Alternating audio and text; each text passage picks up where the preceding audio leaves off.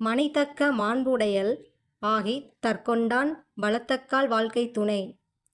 இல்லறத்திற்கு ஏற்ப நற்பண்புகள் உடையவளாக திகழ்ந்து கணவனது வருவாய்க்கு தக்கவாறு வாழ்பவளே நல்வாழ்க்கை துணையாவாள். அதாவது என்னன்னா, மனைத்தக்க மாண்புடையல் என்பவள் இல்லத்திற்குரிய நல்ல குணங்களை உடையவள் என்று பொருள். ஆகி தற்கொண்டான் என்றால் தன் கணவன் வளத்துக்கு ஏற்ப வாழ்க்கை நடத்துபவள். அதான் வளத்தக்கால் என்பது. வளத்தக்கால் வாழ்க்கை துணை, கணவனுக்கு துணையாக இருப்பவள், அதாவது வாழ்க்கை நடத்துபவள் என்று பொருள். அதாவது நல்ல இல்லற பண்புகளுடன் கணவனின் பொருளாதார நிலைக்கு ஏற்றவாறு குடும்பம் நடத்துபவள், கணவனுக்கு பெருந்துணையாக இருப்பாள் என்பது இக்குறளின் கருத்து. மனையறத்திற்கேற்ற நற்குண நற்செயல்கள் மனைவியிடம் இல்லையானால் வாழ்க்கை எத்தகைய பெருமை உடையதாயினும் பெருமை இல்லையாம்.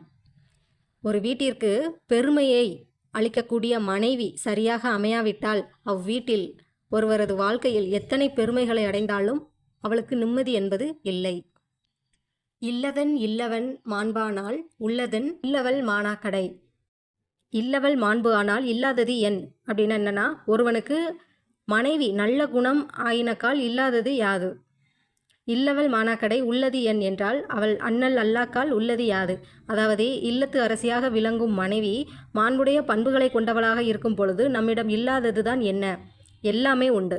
ஆனால் அவ்வாறாக இல்லாமல் அவள் நடக்கும் பட்சத்தில் நம்மிடம் உள்ளதுதான் என்ன? எதுவுமே இல்லை. பெண்ணின் பெருந்தக்க யாவுல கற்பென்னும் திண்மை உண்டாக பெறின். பெண்ணின் பெருந்தக்க யாவுல என்பது பெண்ணின் பெருமை எவை உள்ளன?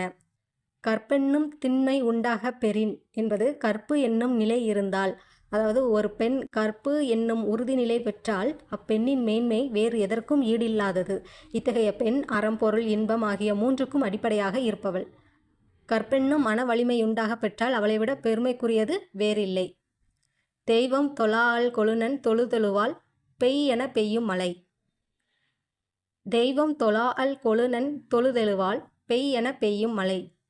தெய்வம் தொழாஅல் கொழுநன் என்பது வேறு தெய்வங்களை தொழமாட்டாள்.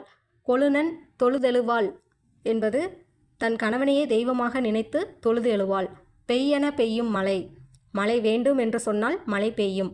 அதாவது வேறு தெய்வங்களை தொழாதவளாகி கணவனை தொழுபவளாக இருந்தால் பெய் என்றால் மழை பெய்யும். தற்காத்து தற்கொண்டான் பேணி தகை சான்ற சொல்காத்து சோர்விலான் பெண். தன்னை உடல் நலம் மனநலம் ஆகியவற்றை காத்தல்.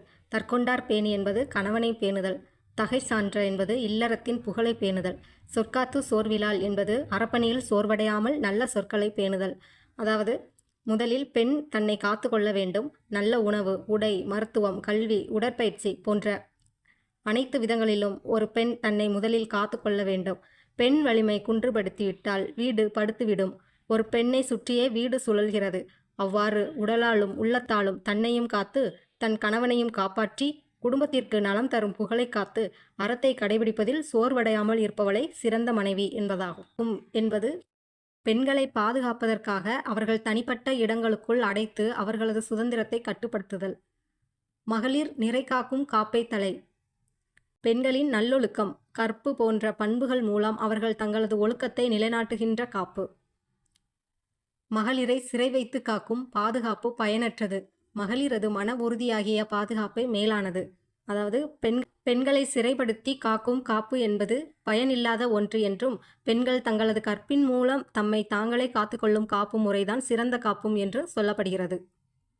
பெற்றால் பெறின் பெறுவர் பெண்டீர் பெருஞ்சிறப்பு புத்தேளிர் வாழும் உலகு. பெற்றால் பெறின் பெறுவர் என்பது நல்ல கணவனை பெற்றால், அதாவது தன் கணவனை போற்றி கடமையை செய்யக்கூடிய ஒரு நல்ல மனைவியாக இருந்தால். பெறுவர் பெண்டிகர், மகளிர் நல்ல கணவனை பெற்றிருந்தால் உயர்ந்த நிலையை அடைவார். புத்தேளிர் வாழும் உலகு, தேவர்கள் வாழும் உலகம் என்று பொருள்.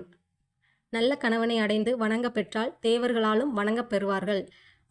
அதாவது ஒரு பெண் தன்னுடைய கணவனை போற்றி குடும்பத்தின் கடமைகளை செவ்வன் ஆற்றுவார் என்றால் அந்த பெண்ணை தேவர் உலகத்தில் இருப்பவர்கள் போற்றுவார்கள். அதுவே மனைவிமார்கள் பெறக்கூடிய பெருஞ்சிறப்பு. புகழ் புரிந்த இல்லோர்க்கு இல்லை இகழ்வார் முன் ஏறுபோல் பீடு நடை.